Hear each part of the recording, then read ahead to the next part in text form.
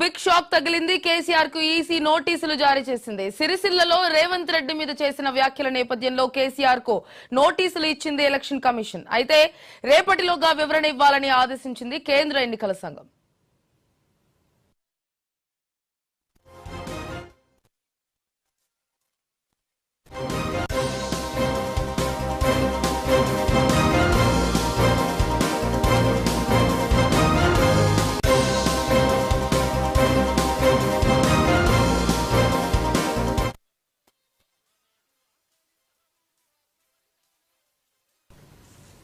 ఈ మేరకు ఎన్నికల ప్రవర్తన నియమావళిని ఉల్లంఘించారంటూ బీఆర్ఎస్ అధ్యక్షుడు కేసీఆర్ కు కేంద్ర ఎన్నికల సంఘం నోటీసులు జారీ చేసింది. ఈ నెల 5వ తేదీన సిరిసిల్లలో కేసీఆర్ మాట్లాడుతూ కాంగ్రెస్ పార్టీపై తీవ్ర స్థాయిలో వ్యాఖ్యలు చేశారంటూ కాంగ్రెస్ నేత నిరంజన్ ఇచ్చిన ఫిర్యాదుపై ఈసీ నోటీసు జారీ చేసింది. అయితే ఇప్పుడు సిరిసిల్లలో రేవంత్ రెడ్డి మీద చేసిన వ్యాఖ్యల నేపథ్యంలో కేసీఆర్ కు నోటీసులు ఇచ్చింది ఈసీ.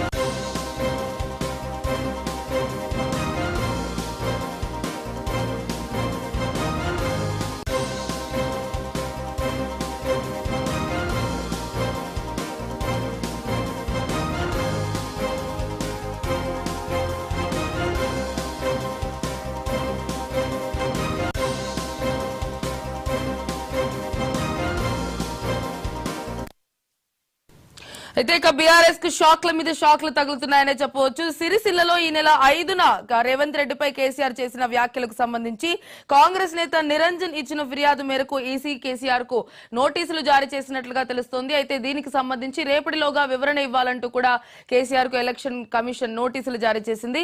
దీనికి సంబంధించి పూర్తి సమాచారం కరెస్పాండెంట్ శ్రీకాంత్ అందిస్తారు. శ్రీకాంత్,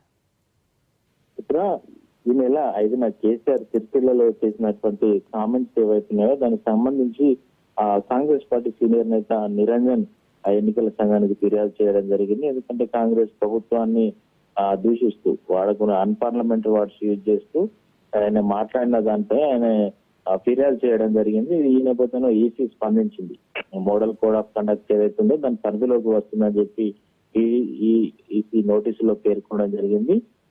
ఎలక్షన్ కమిషన్ స్పష్టం చేసింది కేసీఆర్ రేపు 18వ తారీఖు రేపు ఏదైతుందో రేపు ఉదయం 10 గంటల లోపు దానికి సంబంధించి వివరణ ఇవ్వాలని కూడా నోటీసులో పేర్కొనడం జరిగింది. కాంగ్రెస్ పై అభ్యంతరకరమైన వ్యాఖ్యలు చేశారని చెప్పి ఇప్పటికే కాంగ్రెస్ పార్టీ ఫిర్యాదు చేసిన నేపథ్యంలో ఏ అయితే అంశాలు అయితే ప్రస్తావించారో వాటి అన్నిటిపై క్లారిటీ ఇవ్వాలని చెప్పి ఈసీ అందులో మెన్షన్ చేయడం జరిగింది. ముఖ్యంగా ఆయన చాలా కాంగ్రెస్ ప్రభుత్వాన్ని తూర్పారబట్టడం జరిగింది.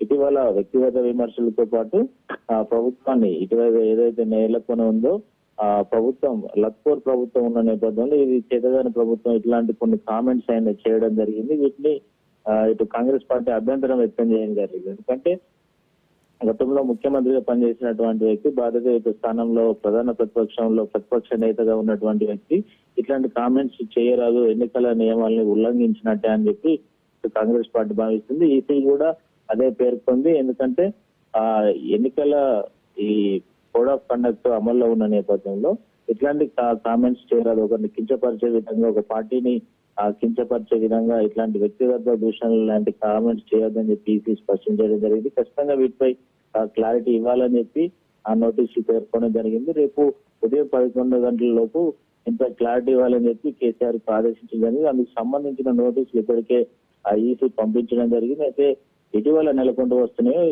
దాదాపు ఇటు బీఆర్ఎస్ నుంచి కావచ్చు, కాంగ్రెస్ నుంచి, బీజేపీ నుంచి కావచ్చు మాటల యుద్ధాలు పెరుగుతూ వస్తున్నాయి. ఇది దాదాపు అన్ని పార్టీలకు సంబంధించినటువంటి నేతలు ఒకరిపై ఒకరు ఈసీలకు కంప్లైంట్ ఇస్తూనే వస్తున్నారు. తాజాగా కాంగ్రెస్ ఇచ్చిన దానిపై మాత్రం మాజీ సీఎం కేసీఆర్ ఎవరైతే ఉన్నారో ఆయన బీఆర్ఎస్ అధినేత కేసీఆర్ కి ఈసీ నోటీసులు పంపించింది. రేపు క్లారిటీ ఇవ్వాలని మాత్రం స్పష్టం చేసింది.